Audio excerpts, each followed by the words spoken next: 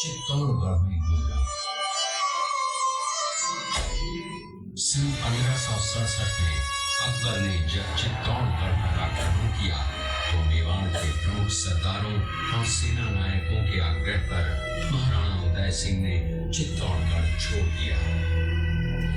अपने देश, कुल, गौरव और मातृभूमि की मर्यादा के लिए प्राण न्योछावर करने वाले योद्धाओं और रन्नाओं से प्रताप ने न केवल सीख ली बल्कि ये घटना उनके जीवन का आधार बन गई। फरवरी 1572 को महाराणा उदय सिंह का देहांत हुआ। प्रताप की ज्येष्ठता और योग्यता को ध्यान में रखते हुए सरदारों ने उनको राजगद्दी पर आसीन किया। होली के दिन उनका गोविंदा में राज तिलक हुआ।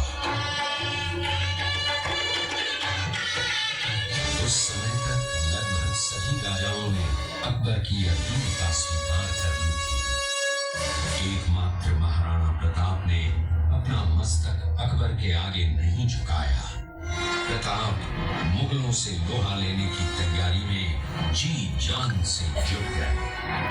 18 जून 1576 की सुबह हल्दी घाटी और खमनोर के मध्य एक मैदान में ऐतिहासिक युद्ध हुआ।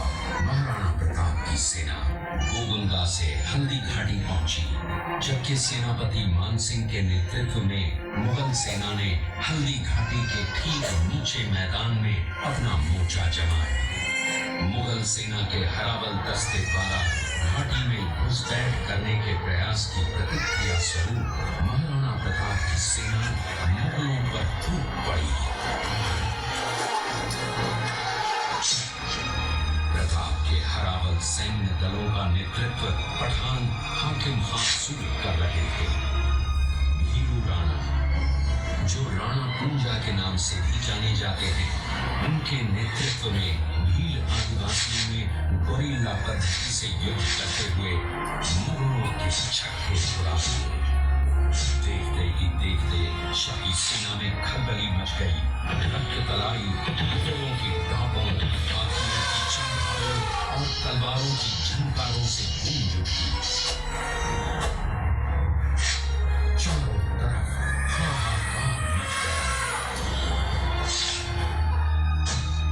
युद्ध का घटनाक्रम अचानक उस समय बदल गया जब प्रताप ने अपने घोड़े चेतक को एड़ लगाकर मानसिंह के हाथी पर चढ़ा दिया और उस पर भाले से भरपूर वार किया। मानसिंह हौदे में दुबक गया। हाथी से उतरते समय चेतक की एक टांग कट गई। इस स्थिति को भांपकर महाराणा प्रताप के हमशक्ल सेनापति झालामान ने महाराणा प्रताप से आज्ञा लेकर उनका राजमुकुट धारण किया। मुगल सेना झालामान को महाराणा प्रताप समझकर उन पर टूट पड़ी और झालामान शहीद हो गए। उधर चेतक ने अपने स्वामी को 5 किलोमीटर तक 3 टांगों पर भी लेकर एक बरसाती नाले को पार किया।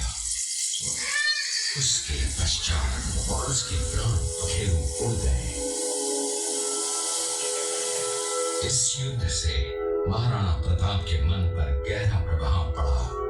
परिणाम स्वरूप उन्होंने मुगलों पर विजय प्राप्त करने तक राजसी खान पान छोड़ने और पत्तों पर भोजन करने का प्रण लिया, जिसे उन्होंने जीवन भर निभाया। महाराणा प्रताप ने अपना सैन्य बल बढ़ाकर सर्वप्रथम अरावली पर्वत की घाटियों में बसे दिलेर पर चढ़ाई कर विजय प्राप्त की। इसके बाद कुंभलगढ़ पर भी विजय प्राप्त की। सिर्फ चित्तौड़गढ़ को छोड़कर सारे मेवाड़ को अपने अधीन कर लिया।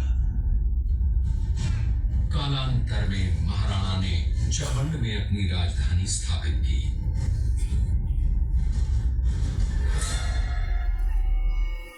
19 जनवरी 1597 को राणा प्रताप ने मात्र 57 वर्ष की आयु में इस संसार से प्रयाण किया।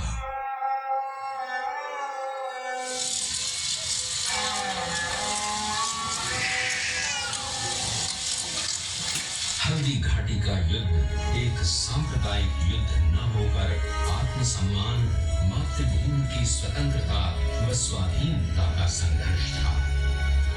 इसका प्रमाण ये है कि जहां पर अकबर की सेना के सेनापति जयपुर के राजा मानसिंह थे, वहीं पर महाराणा प्रताप की सेना के सेनापति काबुल के हाकिम खां सूर थे। महाराणा प्रताप स्वतंत्रता की वेदी पर एक ऐसा अंगारा था जो आत्मसम्मान व देश गौरव के लिए दिन रात जलता रहा, धधकता रहा और अंत में बुझकर भी उसने देश में ऐसा लौह भर दिया जिसकी प्रखर किरणों ने भारत माता को गुलामी की जंजीरों से मुक्त कराने के लिए सदा प्रेरित किया। चलिए आगे चलिए, राइट साइड एग्जिट। आगे चलो।